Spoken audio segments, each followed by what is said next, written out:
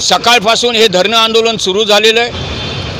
भारतीय खेत मजदूर युनियन जी आहे देशव्यापी संघटना BKMU, त्याच्याशी संलग्न असलेली महाराष्ट्र राज्य लालबावटा शेतमजूर युनियनच्या वतीनं गेल्या 5 वर्षापासून हा गायरानधारकांचा लढा चालू आहे आणि गायरानधारकांना जमिनीतून काढण्याचं सरकारचं षडयंत्र आम्ही हाणून पाडणार आहोत। 2,22,153 गायरानधारकांना महाराष्ट्रातल्या जमिनीतून काढलं जात आहे। धनदांडगे जे आहेत, श्रीमंत जे आहेत, त्यांना मात्र काही धक्का लावला जात नाही आहे। आम्ही अनेक उदाहरणं दाखवतो आपणाला की गायरान जमिनीमध्ये चांगले महाडे असणारे, बंगले असणारे त्यांनी अतिक्रमण केलेलं आहे, त्यांना काढा अगोदर, असं आमचं म्हणणं आहे। या गायरानधारकांना, हे फुलंब्रीचे गायरानधारक आमच्या रुक्मणबाई जुन्या कार्यकर्त्या, हे सिल्लोडचे, भवनचे, आसडीचे, बोरगावचे, चिचपूरचे, हे सगळे गायरानधारक, हे आमचे लिंबे जळगावचे, या गायाबाई आमच्या अनेक वर्षापासून गायरान आहेत, कदीम टाकळीच्या, या लीलाबाई सोनवणे, काय करायचं ह्यांनी? म्हणजे काही जणांची तर 90च्या अगोदरची अतिक्रमण आहेत, काही जणांची 90च्या नंतरची अतिक्रमण आहेत। 1-2 एकरवर अतिक्रमण आहे, त्याच्यातून बाजरी निघते, कपाशी निघते, ज्वारी निघते, त्याच्यावर ह्यांचं कुटुंब भागतं। ते तुम्ही करू देत नाही, ह्यांना गुन्हेगार बनवायचं का? उद्या चोऱ्यामाऱ्या करत बसतील त्या। आता सौर ऊर्जेच्या नावाने त्यांना काढलं जात आहे। सिल्लोडमध्ये आणि गंगापूरमध्ये आणि अनेक शहरात अनेक ठिकाणी सौर ऊर्जा प्रकल्प शासनाला राबवायचे आहेत। आमचा सौर ऊर्जेला बिलकुल विरोध नाही, परंतु गायरान जमिनी कसणाऱ्यांच्या शेतात सौर ऊर्जा राबवू नका।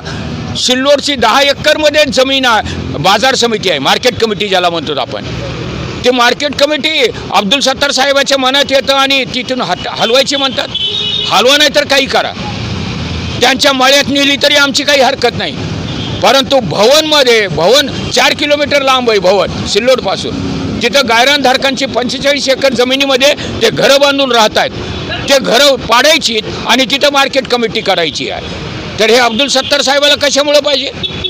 तर हे जे सर्व आहे ना, विकासाच्या नावानं बाजार कमिटी आणणं, सौर ऊर्जा प्रकल्प आणणं, गायरानात स्मशानभूमीचे प्रकल्प आणणं, हे सरासर गायरानधारकावर अन्याय करणारा आहे।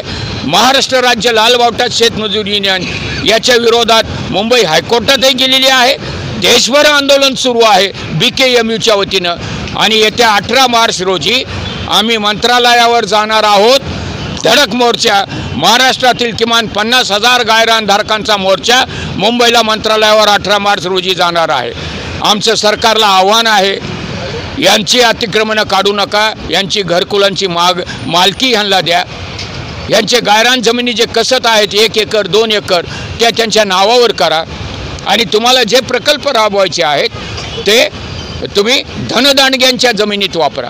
आम्ही 18 तारखेलाच ना निवेदन दिलं ह्यांना की ह्याच्यात कशाला येतात, हे बाजूचा सर्वे नंबर आहे 185 नंबरचा, चिंचपूरच्या बाजूचा, तिथं सरकारची जमीन आहे, तिथं कोणीही अतिक्रमण केलेलं नाही, तिथं का उभा करत नाही तुम्ही सौर ऊर्जा?